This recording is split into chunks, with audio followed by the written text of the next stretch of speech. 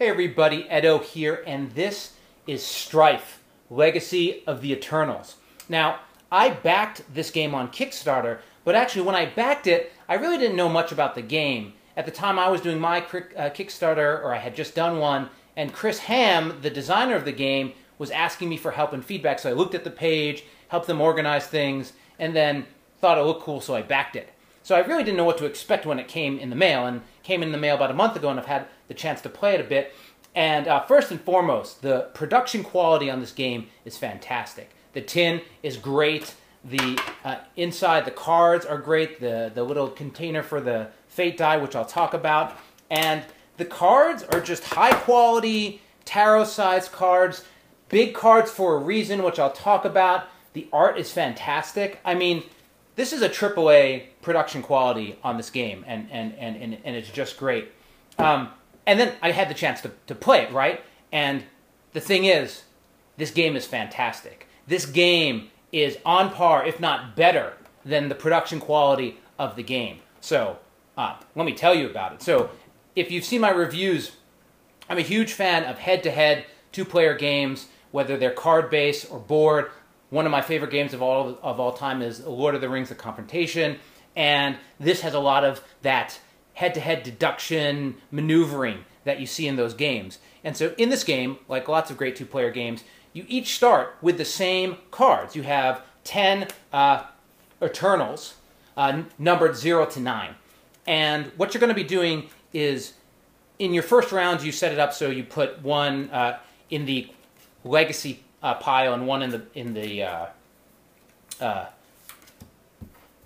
battle pile, and then each player is going to start. So other than once you've gone through the first round, everyone has a battle Eternal and a Legacy Eternal. And so the way it works is, just getting everything set up, the way it works is you're playing over the leftmost location. As you clear a location, you get the victory points, whoever wins it, at the bottom here. This would be 4. And then you proceed and you move the locations down until you've played all but your last Eternal. That last Eternal becomes the Legacy Eternal for your next game, or your next round rather. And so, pretty straightforward. What we're trying to do here is have the highest number to win. So if all things considered, if I wasn't using battle ability and legacy abilities, Barbarian would be 9 and Paladin would be 4. But each of these guys has their battle ability and their legacy ability. So let me put some more stuff in here, just for a second. Say this was a little bit further in the game. Not the same. And so in this case, you take the first number.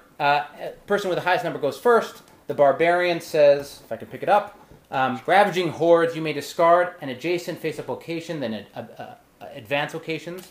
So you're going to move the locations up. The Paladin, though, says, you may place your Legacy Champion next to the Paladin, then trigger their battle ability. Then add half of that adjacent champion's power to the Paladins.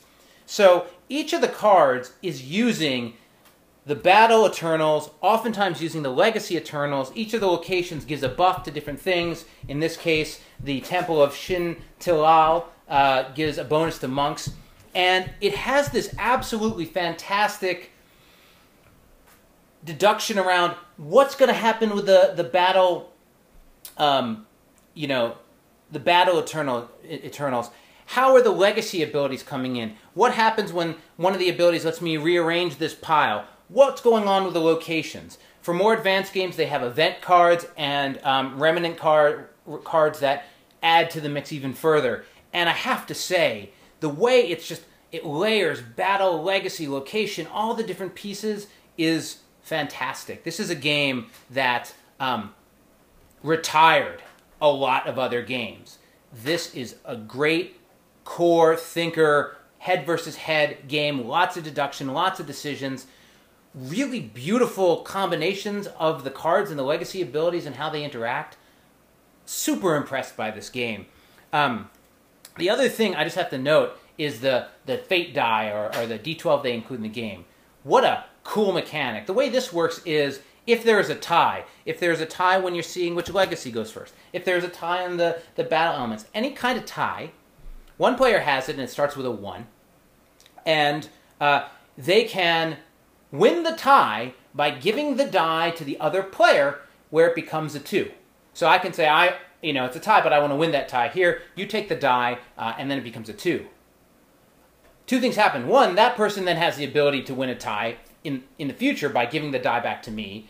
But also, the person who ends the game with the die gets that many victory points. And 2, 3, 4, 5, 6, 10 victory points is a big deal in this game.